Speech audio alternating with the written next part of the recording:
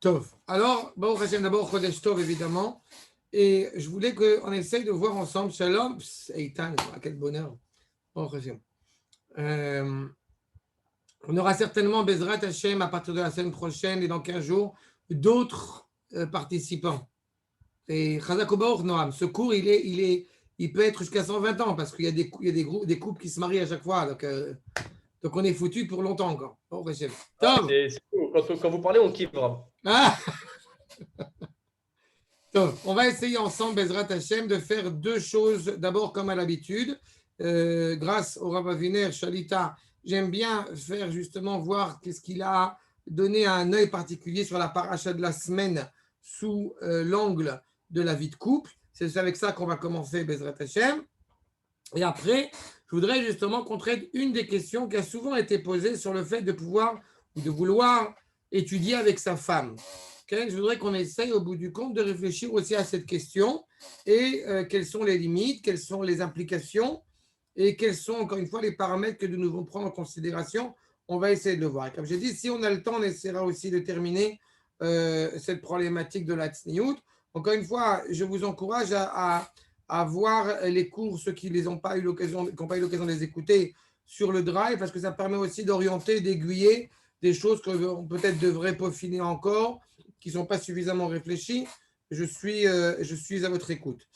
Donc d'abord, Parashat Noach, et vous remarquerez entre parenthèses que c'est un point aussi qui est très important à soulever.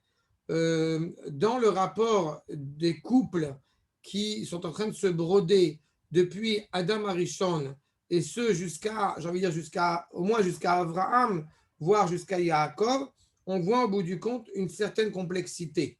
Adam et Chava, je vous le rappelle, quand Akadosh Baruch Hu a vu qu'il n'était pas bon que l'homme soit seul et qu'il veut lui attacher justement une aide, c'est une aide pas to'altanite, pas utilitariste, mais une aide révratite, une aide sociale, que Adam Arishon, au bout du compte, a besoin de parler avec quelqu'un, d'avoir cet échange justement avec sa femme, où l'homme et sa femme se retrouvent panim et le panim.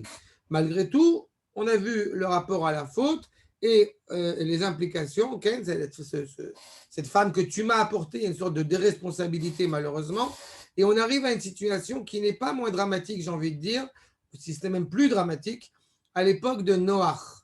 Parce que quand vous remarquerez que quand effectivement il est demandé expressément à Noach de venir dans la Teva, lui et ses enfants, en tout cas au niveau du Pshat, on ne sait pas comment s'appelle l'épouse de Noach.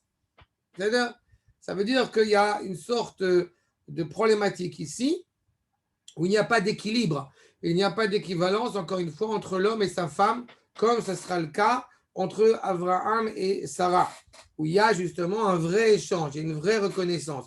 Bon, évidemment, la femme de Noach s'appelle Nahama, mais il n'empêche que, justement, il n'y a pas ce plein discours, ce plein dialogue qui est là. Quand Noach va s'enivrer, celui qui va être présent, ce n'est pas sa femme, c'est son fils qui, en plus, ça va rire de lui. C'est-à-dire qu'il y a une sorte vraiment de couple, justement, qui n'est pas à sa juste place, qui n'est pas à sa juste mesure.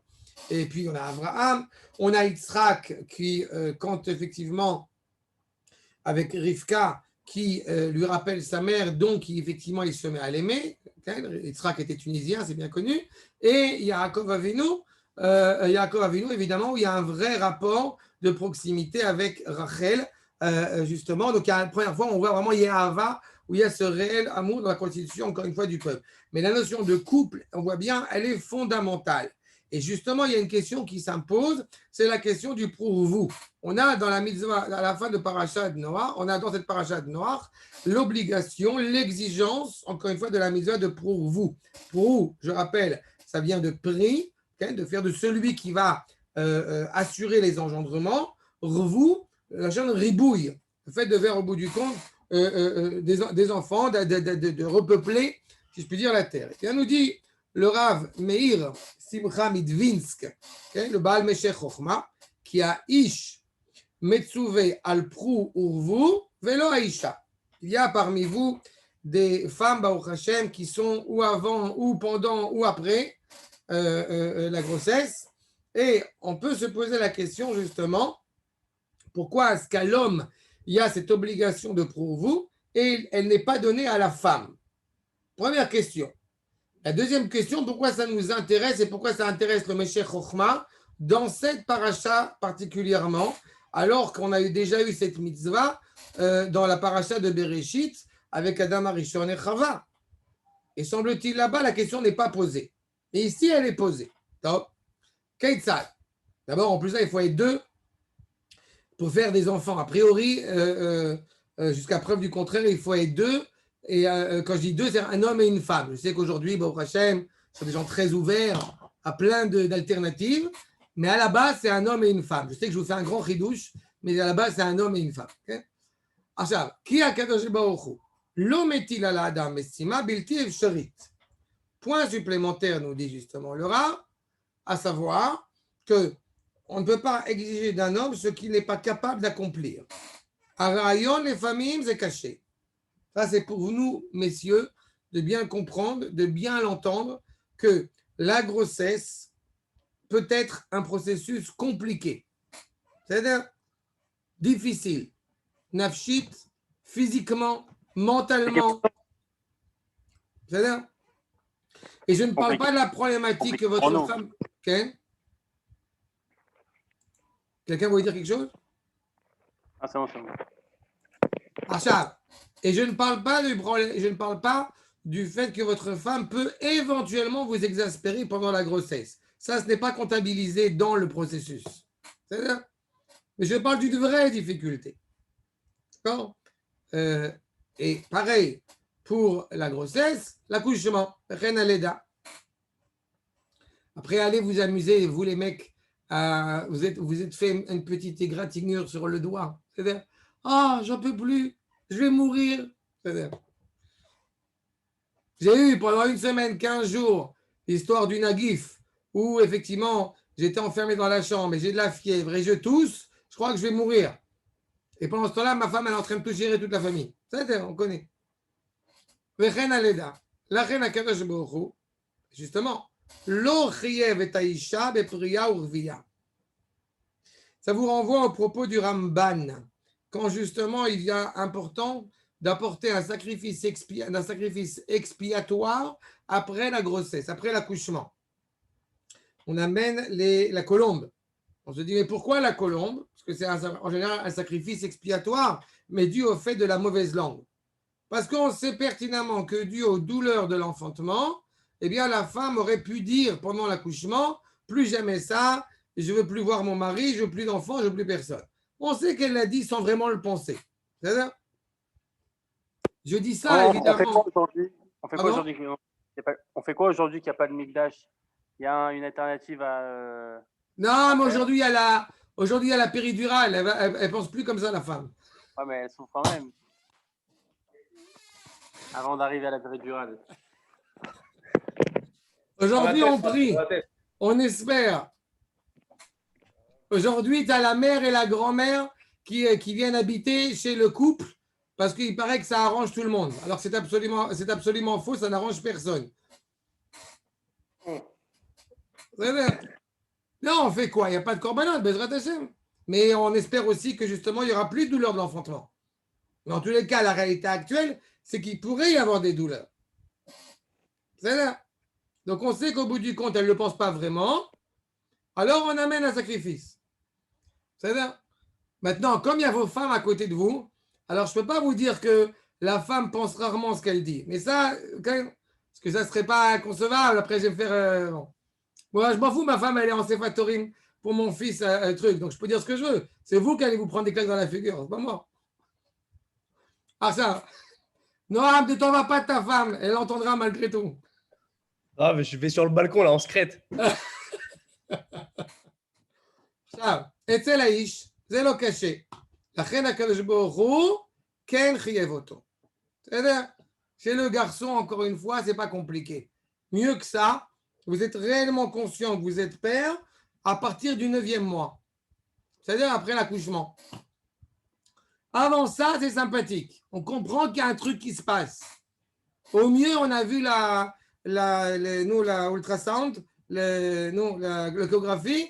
On a vu on a vu le pouce, on a vu le pied, on a vu אבל חוץ מזה, זה virtuel.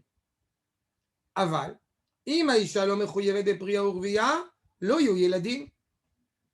Mais c'est une vraie problématique parce que justement, on sait pertinemment que malgré tous les progrès de la science, il n'empêche encore une fois, la femme est évidemment fondamentale pour assurer la pérennité du foyer. Et là, il est évident qu'une mère, encore une fois, le monde moderne veut aussi abroger cela malheureusement, mais il est évident qu'une femme, elle a un désir d'enfant. Et la preuve, c'est qu'encore une fois, quand elle arrive à un certain âge, dans certains milieux, la femme va tout faire pour essayer d'avoir des enfants parce qu'elle sait que, encore une fois, la réalité biologique rendrait peut-être impossible cette mission qui lui apparaît si importante. Donc il y a un désir, il y a une réelle envie. יש לה תשוקה להרבה ילדים, כן? והתשוקה מאזן לעומת הקשיים. Puisqu'encore une fois, le bonheur d'être comblé, d'avoir, Baruch Hashem, des enfants, eh bien, surmonte les difficultés de l'accouchement. Madoua, comme je l'ai dit, pourquoi il explique cela d'Afka dans notre paracha et pas avant? Et la Sham, il ne faut pas oublier que Tsar, Betsar Tildi Banim, c'est après la faute. C'est-à-dire qu'encore une fois, il y a une implication après la faute, c'est que la femme, malheureusement, pourrait accoucher dans la douleur. Ce n'était pas le cas avant la faute de Adam Arishon. Donc, avant la faute de Adam Arishon, on n'a pas besoin d'exiger cela d'Afka du mari, d'Afka de l'homme, puisque ce n'est pas un problème pour la femme. Mais après la faute, on prend en considération, encore une fois, la douleur de la femme. Az, lo הייתה המציאות של הרבה עצבונך וערנך ובעצב תלדי בנים, הקשיים, אז לא הייתה בעיה לצוות את האיש ואת האישה. d'accord? אבל אחרי החטא, שלאישה זה קשה, היא איננה מצווה בפרייה ורבייה, אך יש לה תשוקה. הגדר נשאר כי הרבה ילדים לפי היכולת. Et c'est pour cela aussi, encore une fois, que je vous souhaite à chacun d'avoir autant d'enfants que votre foyer pourra, Baruch Hashem, apporter. Mais, d'abord et avant tout, que votre épouse, à chacun, ait aussi la force de surmonter toutes ces difficultés-là. C'est pour ça qu'il faut aussi avoir beaucoup de reconnaissance, de manière générale, et encore plus sur ce point-là, avoir beaucoup de reconnaissance à l'égard de son épouse dans ce processus, encore une fois, qu'elle traverse. Ça, c'est un premier point par rapport à la paracha de Noach, encore une fois, la valeur, justement, de ce foyer. Je proposerai Bezrat Hashem. J'attends tranquillement, il est un jeune couple encore, mais j'attends tranquillement Bezrat Hashem qu'il y a déjà, il y a aussi la famille de le beau-frère de Noam qui n'est pas là aujourd'hui, mais Beikaron, je sais qu'il y a quelques parents qui commencent lat aussi Baruch Hashem à se révéler. Alors il faudra Bezrat Hashem que par la suite, comme on dit Shlav Bet, il faudra qu'on pense aussi à des choses sur l'éducation des enfants. Pour l'instant, voilà, dans cette notion de couple, et ça me paraissait important de soulever ce point. Maintenant, par rapport effectivement à la question qui nous est proposée, voyons la réponse du Rav Eran Tamir. Okay? Je répète, le fait de pouvoir justement étudier avec sa femme. Il y a une envie qui se pose. Nous dit le Rav Eran Tamir, עצם השאלה, מגלה שכיוון הכללי של בניין משפחתכם מבוסס על ערכי תורה ויראת שמיים. C'est la base, c'est le ciment armé sur lequel, au bout du compte, vous fondez votre foyer. Cette base de Kodesh, cette base de Torah. Il y a une envie qu'il y ait de la Torah à la maison. Seulement, il faut pas oublier l'expression bien célèbre. Asur lishkoach sheklal gadol limdunu rabotenu isha zelo chevruta. Et ça, c'est fondamental, et surtout pour les garçons. Il y a une envie de temps en temps, quand un garçon, justement, il a étudié à la yeshiva, il a envie, au bout du compte, d'avoir un sentiment qu'il a une chevruta à la maison. Évidemment, c'est une terrible erreur. Ce qu'on veut, c'est construire la Torah à la maison, dans le foyer. Ce qui veut dire au bout du compte que l'objectif, et j'aime souvent le répéter, n'est pas le espec, n'est pas au bout du compte le livre qu'on aura fini. L'objectif, c'est la cohérence du foyer qui se dégage à travers ce lien, encore une fois, autour de la Torah, autour du Limoud Torah. Dans d'autres mots, quand on est avec la Chevruta, l'objectif, au bout du compte, c'est finir le paragraphe, c'est finir l'article, c'est finir la Masechet. Okay? L'objectif est celui-ci. Alors que chez l'étude avec sa femme, ce n'est pas ça l'objectif. L'objectif, d'abord et avant tout, c'est resserrer les liens, encore une fois, entre un homme et sa femme. C'est ça l'objectif. Et le moyen, c'est par le biais du limoud. Parce que, encore une fois, comme je dis, c'est du ciment armé. Nous dit le Rav, Lo birdei, Amar Shlomo HaMelech, Shma beni Musar avicha, va'al titosh Torah timecha. On connaît tous le sens drash de ce verset, Ken avicha akadosh baruch hu imecha knesset Israël, mais gam baramat apshat. Il y a quelque chose que transmet le père qui est différent de ce que transmet la mère. Keyadoua, ha'av metzouvé lilmod lelamed et beno Torah, velo ha'em. Imken, madoua omer Shlomo HaMelech Torah timecha. Et la question est posée. Velo Torah tavicha. De quelle Torah s'agit-il? De la même manière que dans la Beracha que nous disons chaque matin, il y a une mitzvah de l'asok Torah. Il n'y a pas une mitzvah de l'ilmod Torah. Une mitzvah justement qui passe aussi par le limoud. Mais l'idée, encore une fois, que ce qui nous anime, c'est la Torah. Tzarich lomar, aben mekabel me'aviv mesarim, rayonot, vechokma shel Torah. העוברים במסורת ולפעמים אף בדרך איסוריים, בחינת מוסר אביך. C'est quoi Mosrot chez le cheval? Okay? C'est au bout du compte ce qui va lui donner une direction, une directive. Arshav. Okay? C'est-à-dire que Moussar, au bout du compte, n'est pas seulement une notion de transmission, mais c'est aussi au bout du compte ce qui va permettre de donner une direction, encore une fois, à l'ustensile de voyage, si je puis dire. Et parfois, évidemment, cela implique des difficultés. Cela implique des complexités. Ve'ilu me'imo, vekabelu chaim shel Torah. Ve'hem anikraim be'emet Torah.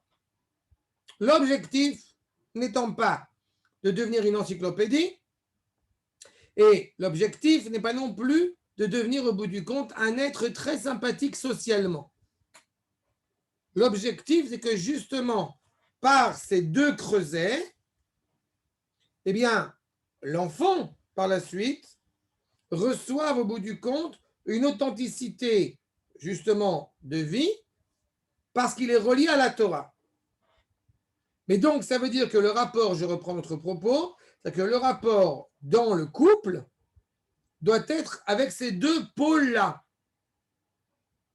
À la fois de transmettre des valeurs, et en quoi, au bout du compte, ces valeurs renforcent l'élan vital, renforcent le lien qui fait que nous sommes aujourd'hui ce que nous sommes, qui fait que nous sommes mariés, qui fait que nous construisons justement notre vie. Je vais vous donner un exemple très concret.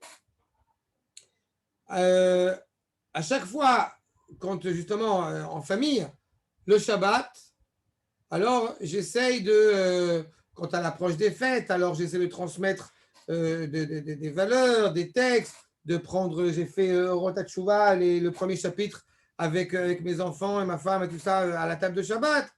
Bon, et il y a plein d'options comme ça que je fais, que j'essaye, je varie. Mais je me suis rendu compte de quelque chose, que ce qu'il y a de plus, entre guillemets, vivant, de plus intense, de plus intéressant, c'est quand je demande à mes enfants, en l'occurrence, quelle est la question, quel est le point, quand tu as de ma fille de 7 ans jusqu'à ma fille de 14 ans, quel est le point qui t'a intéressé dans la paracha de la semaine, où tu t'es interrogé, et en fait, ils posent une question à laquelle je vais étayer évidemment avec des chachamim, mais sans livre, sans texte. C'est-à-dire qu'il y a un rapport au bout du compte vivant, ça vive la Torah justement, qui crée la discussion, encore une fois, autour de la table de Shabbat. On aurait, en tant que garçon, une volonté de ramener, allez, sors-moi le Daf Mekorot.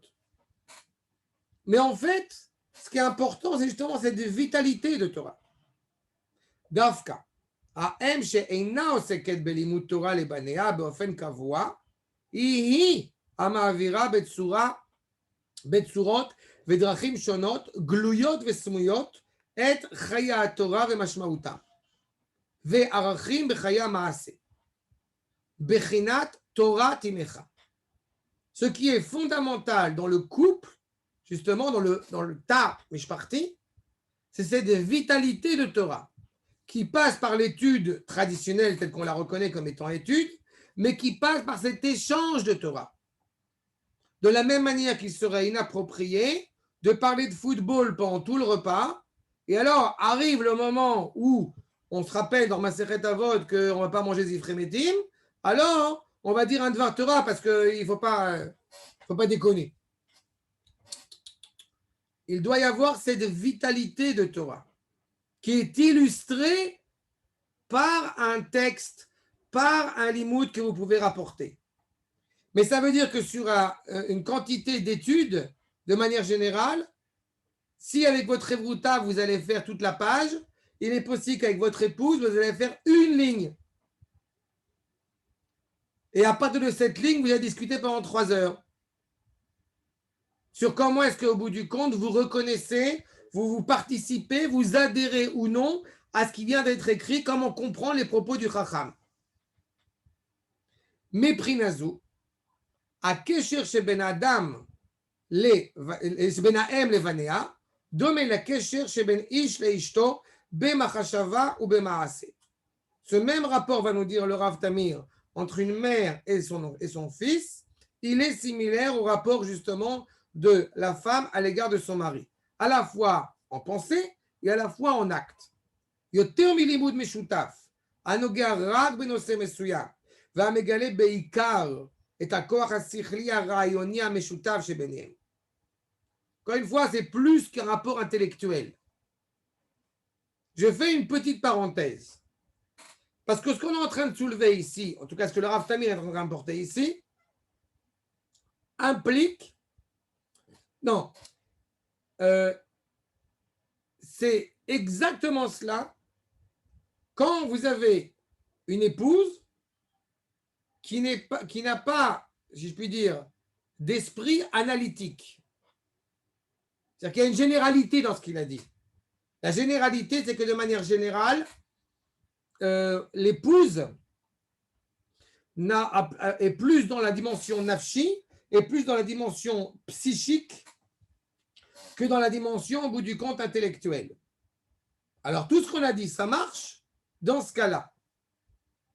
Mais nous sommes à une génération assez particulière où il y a énormément de femmes qui fonctionnent, j'ai envie de dire, selon ce prisme-là, mais il faut aussi prendre en considération, et encore une fois, je ne fais pas un cours individuel, donc ça veut dire que chacune aussi se reconnaît ou non sur le modèle qu'on est en train d'évoquer ici.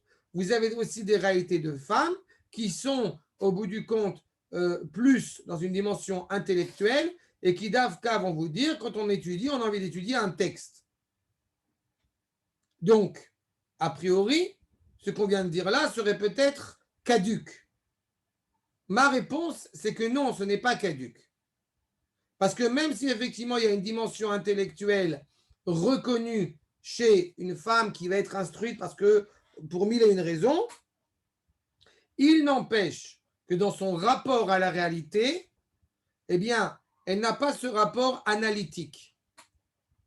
Ça veut dire qu'au bout du compte, ce qui va être important et essentiel, encore une fois, dans l'étude que vous allez construire avec votre épouse, c'est renforcer votre lien en tant que foyer avec Akadosh Baruch Hu. De n'importe quelle manière que ce soit.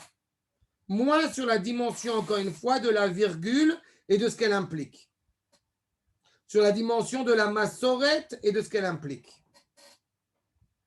Parce qu'encore une fois, je ne parle pas d'une étude pour femmes ou d'une étude pour hommes, mais je parle d'une étude au bout du compte où le mari a cet échange avec son épouse.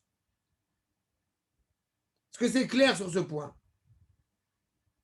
D'accord? Achab, Eitan, ça va, c'est clair? Ok, vous êtes avec moi ou Noam, personne ne répond, c'est clair? C'est bon. עכשיו, הקשר בין בני הזוג עמוק יותר מלימוד משותף כזה או אחר. Vous voyez ce qu'on a évoqué tout à l'heure. L'essentiel, encore une fois, c'est le lien dans le couple qui va être renforcé. Et je parle d'Afka, bon, il n'y a pas que Samuel, mais je parle aussi dans cette réalité-là, où il faut être conscient que, Baruch Hashem, quand il y a justement beaucoup de tâches nouvelles, quotidiennes à mettre en place, il est évident que le limoud prend un autre aspect. D'accord? Il faut savoir aussi être conscient de cela. Encore une fois, dans la même optique que la Torah est intimement reliée à la vie, ça veut dire qu'il faut savoir, il faut être capable, comme on le voit un petit, on l'a vu un instant avec le Rav Aviner, il faut être capable d'être conscient aussi de la dimension psychique, nafshit, de l'homme et de la femme à différents moments de notre vie. Comment est-ce que je vais rencontrer Akadosh Baruch Hu quand je dors quelques heures par nuit, parce qu'il faut amener le bébé à ma femme, parce qu'il faut absolument changer la couche? Comment est-ce qu'au bout du compte, j'arrive à construire mon lien avec Akadosh Baruch Hu dans cette dimension-là? Ça, c'est fondamental. C'est pour ça que l'essentiel n'est pas au bout du compte autour de ce texte, mais autour de la présence d'Akadosh Baruch Hu, Ashrina Benem. זה קשר המופיע בשיחות ובמעשים משותפים, בחינת שימושה של תורה. D'accord? Samuel, entre parenthèses, c'est une mitzvah d'Oraïta que tu fasses le bain de ton fils. Combien ce soir, c'est moi qui lui ai fait. Je te dis ça parce que c'est kiffant. Mais bon, je vais faire la parenthèse. C'est pas d'Oraïta, c'est parce que c'est un kiff. Chez Gadol Milimuda, chez le Torah. Shimusha chez le Torah. Chaim chez le Torah. D'accord? Il y a malheureusement, justement, dans la mentalité occidentale, essentiellement, et malheureusement, évidemment, ça a toujours des implications sur l'âme Israël aussi, c'est qu'il faut encore une fois parler pour quelque chose. Non, l'objectif de ce Limud Torah Meshutaf n'a pour autre objectif que ce Limud Torah Meshutaf. C'est ça le Shimush. C'est qu'on étudie au bout du compte pour étudier, on étudie pour vivre, on est dedans. Alors que si on est dans une dimension au bout du compte où l'aspect du espec, l'aspect au bout du compte de finir est le plus important, alors au bout du compte, on ne serait pas dans la valeur de l'étude. On ne serait pas dans la valeur de l'échange qui peut exister entre un homme et sa femme à travers l'étude, à travers aussi autre chose. Et donc, cela poserait problème. Il faut au contraire,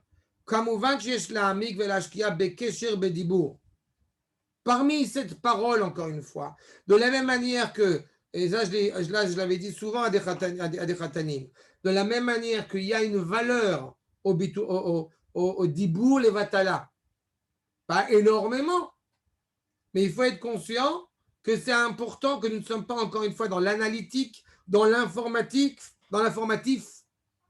quand on est en train, au bout du compte, de dire des mots doux à son épouse. On pourrait dire, mais à quoi ça sert? Réponse, à rien. D'un point de vue utilitaire, ça ne sert absolument à rien.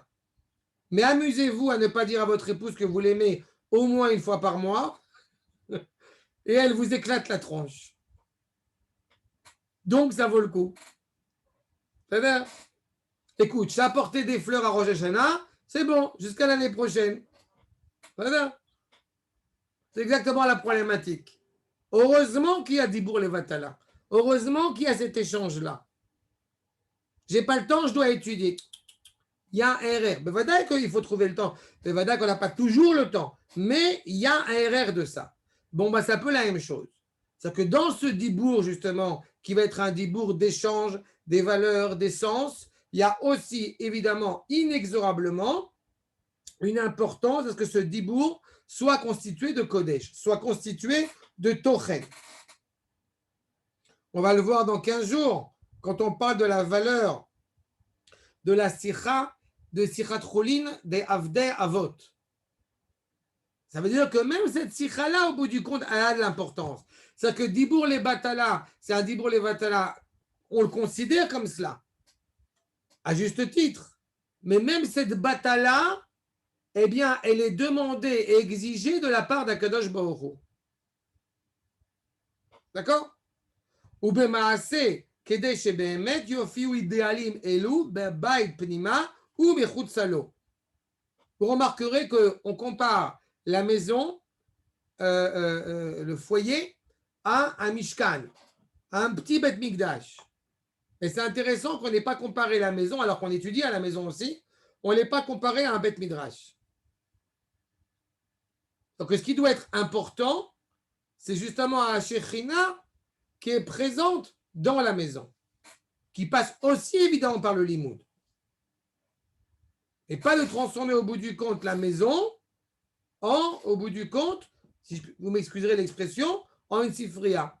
Même si, encore une fois, je ne suis pas contre cette idée. Je dis simplement quelle est la finalité et quel est le moyen.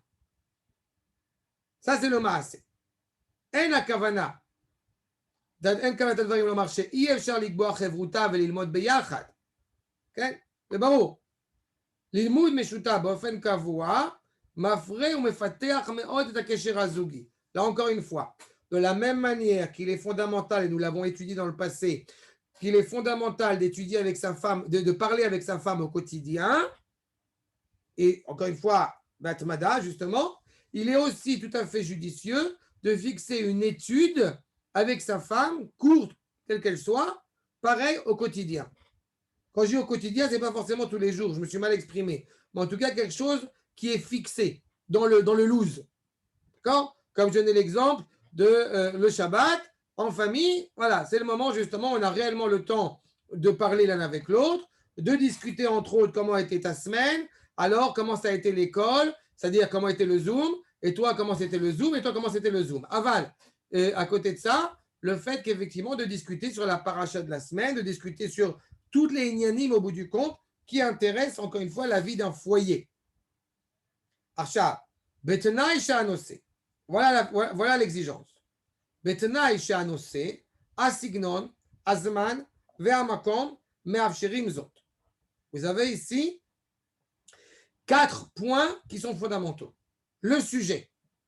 Le sujet doit être au bout du compte défini par le couple. Pas un sujet au bout du compte qui vous intéresse, vous les garçons, parce que vous voulez absolument savoir les quatre méthodes Beddin. Est-ce que c'est mieux la Hariga, la Skila ou la Hasa? Non, ce n'est pas la peine. Le Signon, on n'est pas encore une fois, c'est très compliqué, surtout quand ça je parle par expérience personnelle, c'est très compliqué de ne pas donner l'impression qu'on est au bout du compte un martzé qu'on est en train d'enseigner quand on passe son temps à enseigner toute la journée. Parce que l'épouse, en général, ne le reçoit pas comme ça. Elle n'a pas envie d'avoir un prof devant elle. Et je vous dis ça encore une fois, c'est très ishi, mais je m'en suis bien rendu compte. Donc le signon, c'est qu'on étudie ensemble. On réfléchit ensemble sur un sujet. Azman, de fixer aussi le temps, qui sera encore une fois un temps agréable, un temps choyé pour l'un comme pour l'autre. Et l'endroit, là aussi, ça peut être dans un endroit qui est ça peut être la chambre, ça peut être le salon, ça vous décidez. Où est-ce que vous avez au bout du compte envie réellement et que vous vous sentez serein à fixer cette étude ensemble. Tamid alenu lachazor ala klal haisodi hamelamdenu sheisha eina chevruta. Bon, on l'a dit. Al ken, alecha leityesh. Alechem לבדוק יחד כיצד ניתן ללמוד.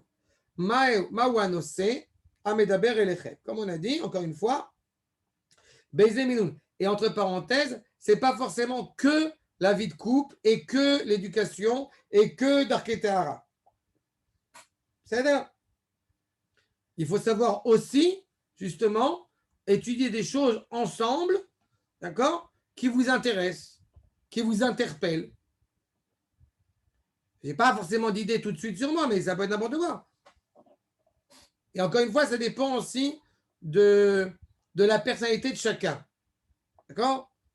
Encore une fois, un exemple. Je vous dis des exemples personnels parce que c'est ce que j'ai vécu. Ma femme, elle est super mateuse.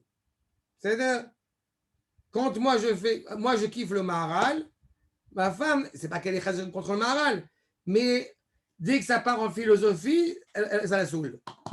Et moi, je kiffe toute cette littérature-là. C'est-à-dire, bon, alors on trouve autre chose. Les Tivot Shalom, ça marche chez tout le monde. Rav, Okay. vous avez dit comme quoi il y a les sujets qui sont bien d'étudier, mais vous n'avez pas dit s'il y a des sujets qui ne sont pas bien d'étudier. Les sujets qui ne sont pas bien d'étudier, c'est les sujets au bout du compte qui n'interpellent pas forcément ta femme quand tu décides d'étudier avec elle. D'accord? Et l'exemple que j'ai donné un petit peu, ça, mais Daf Yomi, c'est pas sûr que ça intéresse ta femme.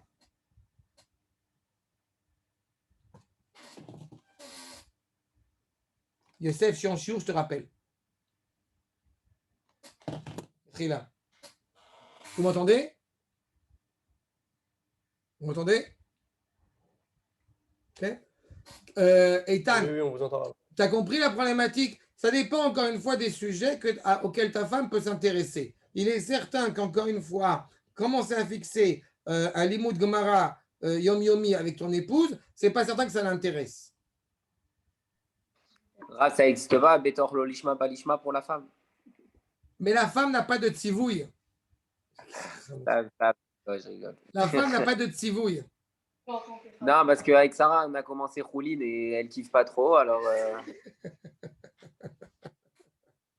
Fais il chot shrita avec elle. Fais il chot shrita et tu expliques à ton épouse, voilà ce qui va se passer si jamais le couscous il n'est pas bon.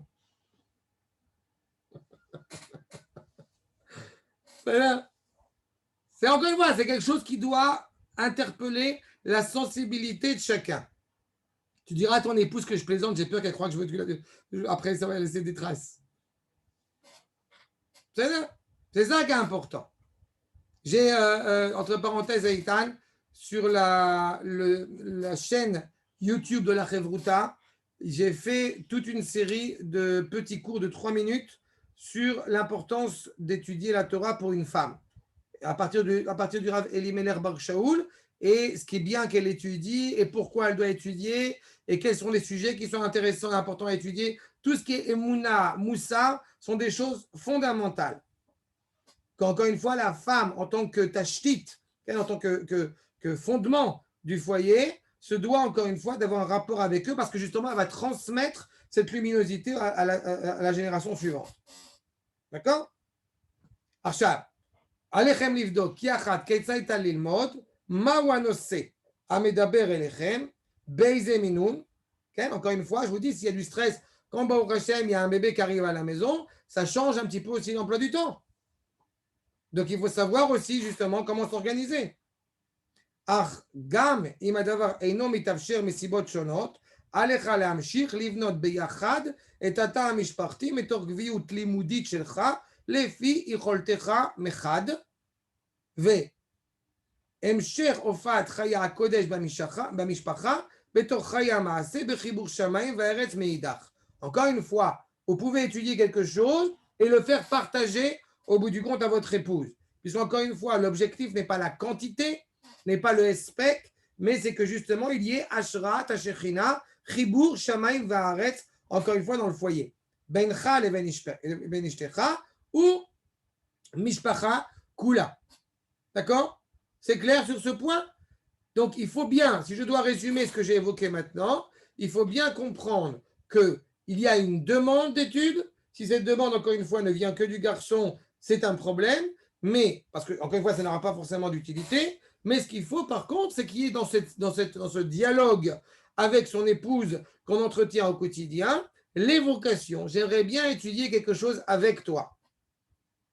J'aimerais bien que justement tu me dises qu'est-ce qui t'intéresse. Par exemple, c'est tout à fait envisageable d'étudier ensemble les Teilim. Tu me demandais dans les sujets, les Teilim, la Tfila. Et quand je dis la Tfila, certains morceaux de la Tfila. Encore une fois, des sujets qui parlent aux deux personnes. Des points de rencontre, des points de clivage, encore une fois, sur le sujet étudié. Mais je répète et je réitère, pas uniquement ce qui relève, encore une fois, de la vie de couple, même si c'est toujours important, mais pas que ça. Parce que ça finit au bout du compte par transformer le couple en quelque chose qui est totalement, encore une fois, technique. Ce qu'on veut, c'est avoir une vie de Torah. Pas avoir au bout du compte, comment dirais-je, j'ai pas d'expression pour essayer de faire comprendre cela. D'accord? C'est comme si au bout du compte, on allait voir une pièce de théâtre et qu'au bout du compte, toute la pièce de théâtre, ce sont des acteurs qui nous disent toutes les 2 minutes et surtout, on n'oublie pas de faire la beracha quand on va manger. Non, on vient voir une pièce de théâtre. On ne vient pas voir au bout du compte un cours pour nous, un cours de halakha. Bon, ben, la Havdil, mais c'est un peu la même chose. Ça veut dire que quand on va étudier quelque chose, on va étudier quelque chose qui va renforcer notre lien à tous les deux avec Akadosh Baruch Hu. Et pas au bout du compte, encore une fois, une implication technique, encore une fois, vis-à-vis de notre couple. Est-ce que c'est clair? Ouais. Ouais. Des questions? Très clair. Be'ochim tiyu, je vous dis Chodesh Tov, Shavua Tov, et Imertza Hashem, vous me dites, Noam, tiens-moi au courant, parce que j'ai un autre cours qui est réfléchi s'il sera le lundi ou pas. Qu'est-ce qu'on fait par rapport à la semaine prochaine? Vous me dites, est-ce qu'un autre jour que le lundi serait concevable? Et en fonction de ça, on essaiera de gérer. Bah déjà, vous voulez qu'on en parle là, Hillel, Ethan, Samuel et tout ça? Vous pouvez en parler genre entre vous parce que je dois donner un autre cours. Ouais. Grave, je peux juste vous poser une question? Ken, Bechavod. Stam, comme ça c'est quand on fait le bain au bébé, il y a un problème de niout qui est d'autres adultes à côté, etc. Qui ne Ça sont pas les dépend. parents. Non, les grands-parents, quand c'est un bébé, c'est moins problématique. Encore que c'est pas du tout le top. Si par exemple, Nagid Ken, si par exemple il y a une petite fille et que la petite fille, il y a son grand-père qui est à côté. C'est pas un problème que son grand-père évidemment l'embrasse, mais la point de vue c'est pas le top. D'accord. Et par exemple, moi, si ma nièce, par exemple, c'est pas bien si j'assiste à sa douche. Et elle est petite. 2 mois, 3 mois. Mais C'est pas voilà. bien, d'accord. Ok.